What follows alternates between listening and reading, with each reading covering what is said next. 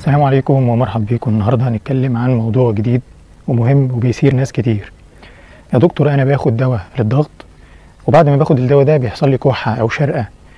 في نوع من انواع ادويه الضغط بيسبب كحه للانسان. الحقيقه ان الانواع دي كتيره جدا ومشهوره جدا في السوق العربي، وناس كتير جدا بتاخد من انواع الادويه دي. الادويه دي عباره عن نوع من ادويه الضغط اسمه الاي سي انهبيتور. شوفوا لو هناخد مثال هنقول مثلا دواء اسمه الكابتوبريل او علاج اسمه الكابتوبريل. الكابتوبريل ده نوع من انواع الاي سي انهبيتورز، الجروب اللي اسمه اي سي انهبيتورز. وفي الحقيقه الدواء ده بيعمل حاجه اسمها عدم تحويل او بيقلل تحويل ماده الانجيوتنسين 1 تو انجيوتنسين 2 اللي بتقلل ضغط الدم وبتعالج ضغط الدم. لكن في حاجه تانية بيعملها الدواء ده، وهو ان هو ماده الاي سي ديت بتشتغل على ماده اسمها البريديكاينين، بتحول ماده اسمها البريديكاينين، ودي ماده مسؤوله عن الالتهابات في الجسم ل inactive component او لماده غير نشطه.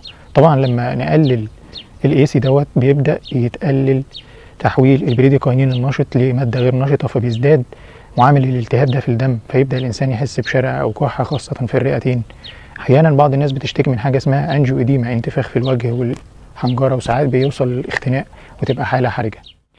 وفي الحقيقه في بعض الادويه بتكون اقل في تاثيرها في موضوع الشرقه والكحه عن انواع من الادويه التانيه هنذكرها دلوقتي اللي نقدر نلجأ ليها في حالات ارتفاع ضغط الدم. اشوفكم في موضوع جديد. السلام عليكم.